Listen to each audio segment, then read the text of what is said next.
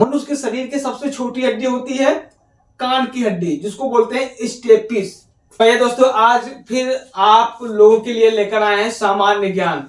ये सामान्य ज्ञान का कुछ क्वेश्चन है, ठीक है। आपको शॉर्ट वीडियो में और इधर उधर से बहुत आपको देखने को मिलेगा, ठीक है।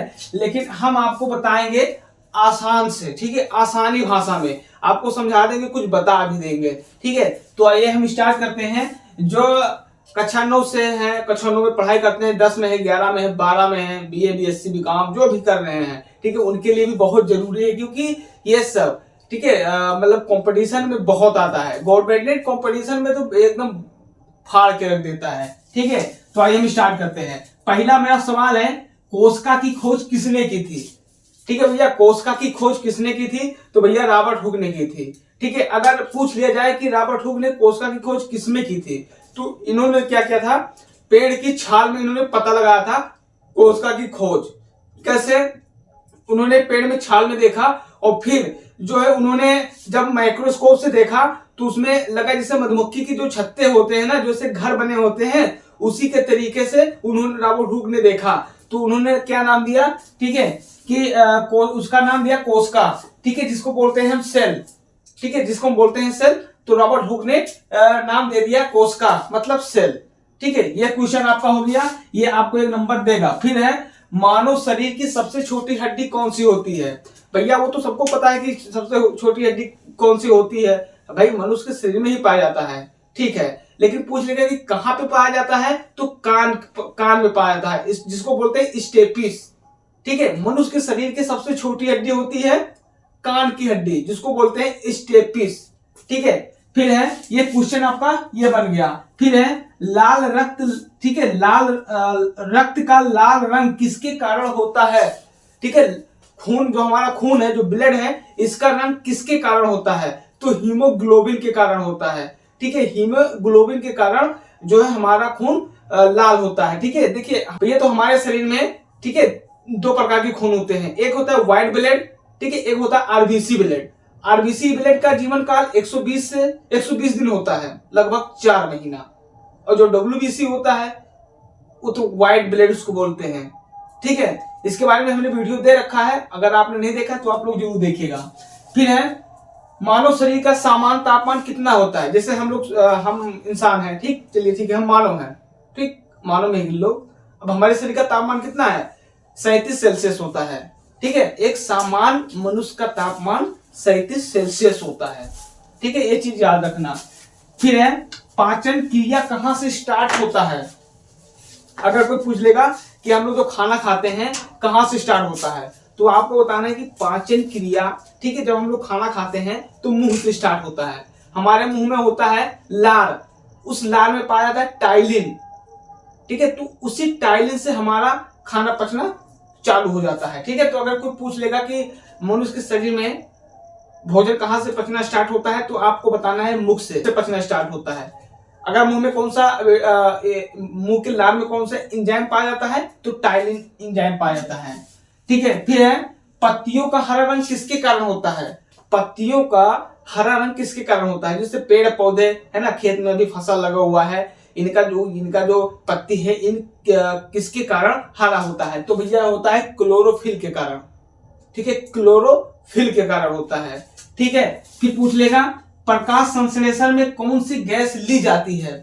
प्रकाश संश्लेषण में कौन सी गैस ली जाती है? तो भैया कार्बन डाइऑक्साइड, ठीक है। जो हमारा धूप है ना, इसको हम बोलते हैं प्रकाश संश्लेषण। तो इसमें से कौन सी गैस ली जाती है? कार्बन डाइऑक्साइड, ये चीज याद रखना। फिर है, लोहे पर लगने वाला जंग, ठीक है, लोहे पर जंग किसके कारण लगती है? जो हमारा जो लोहा होता है, आमतौर पर लोहा, उस पे जंग कैसे लगता है, किसके कारण लगता है? तो ये लिखता है ऑक्सीकरण के कारण। ऑक्सीकरण का मतलब भैया ये होता है, जैसे कहीं हम लोहा रख दिए, ठीक, तो जब रख दिए तो उसको हम काफी दिन हो गया उठाए नहीं, तो उसमें क्या होगा ना, जो जल होता है ना, जल उसमें आकर्षित होने लगता है, लोहा जल को खींचने लगता है, इसी की वजह से वहां पे ऑक्सीकरण होता है, तब जंग लगना लोहे में स्टार्ट हो जाता है। फिर है, प्रतिरोध की इकाई क्या है? प्रतिरोध की इकाई क्या है? ठीक है, ओम है। प्रतिरोध की इकाई क्या है? ओम है। फिर है, पृथ्वी को नीला ग्रह क्यों कहते हैं? जो इस पे हम रहते हैं, जो हमारी पृथ्वी है, इसको नीला ग्रह हम क्यों कहते हैं? क्योंकि इस पे जल अधिक है, इसीलिए हम इसको पृथ्वी का नीला ग्रह कहते हैं।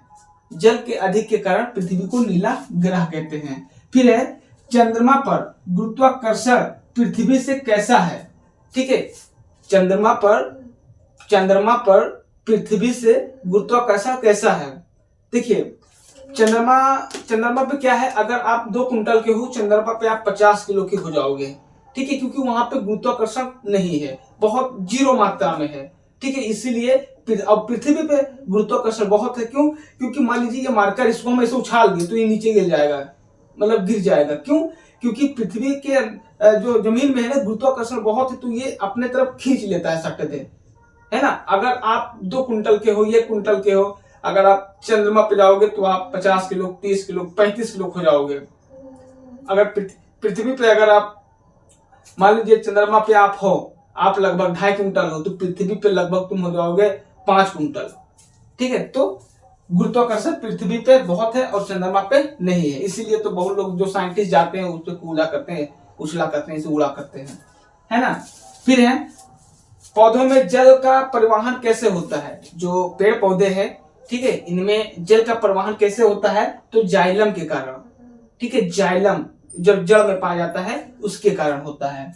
फिर है भूकंप मापने का यंत्र क्या है? भूकंप, जैसे कभी भूकंप आता है ना, कहते हैं भूकंप आ गया, तो भूकंप मापने का यंत्र कौन सा है? तो भैया है सिस्मोग्राफ। क्या है? सिस्मोग्राफ है, भूकंप मापने का यंत्र है सिस्मोग्राफ। फिर है सौर ऊर्जा का मुख्य स्रोत क्या है? सूर्य है। सौर ऊर्जा का मुख्य स्रोत क्या है भैया? सूर्य है। भाई सूर्य से हमें प्रकाश मिलता है, तो उसी से हम सौर ऊर्जा मतलब प्राप्त करते हैं। फिर है मानव शरीर की सबसे बड़ी ग्रंथि कौन सी है? मानव शरीर की सबसे बड़ी ग्रंथि है भैया यकृत। क्या है? यकृत, जिसको इंग्लिश में हम बोलते हैं लीवर।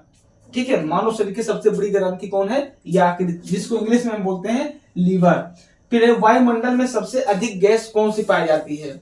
वायुमंडल में सबसे अधिक गैस कौन सी पाई जाती है? तो नाइट्रोजन। कितने %? 78%। ठीक है, नाइट्रोजन पाई जाती है 78%। फिर है ओजोन परत कहाँ पाई जाती है? अगर कोई पूछ लेगा कि ओजोन परत कहाँ पाई जाती है, तो भैया कहाँ पाई जाती है? समताप मंडल में। समताप मंडल जो हमारी पृथ्वी है ना, पृथ्वी गोल गोल है ना, उसके ऊपर होता है समताप मंडल में ओजोन परत पाई जाती है। क्योंकि ओजोन परत है ना, ये सूर्य से आने वाली पराबैंगनी किरणों से हमारी रक्षा करती हैं। ठीक है, फिर है इंसुलिन किस ग्रंथि से निकलता है? इंसुलिन किस ग्रंथि से निकलता है? तो भैया अग्नाशय। ठीक है, अग्नाशय। ठीक है, अगर पूछ लेगा इंसुलिन किस ग्रंथि से निकलता है, तो भैया अग्नाशय से निकलता है। फिर है परमाणु ऊर्जा का मुख्य स्रोत क्या है?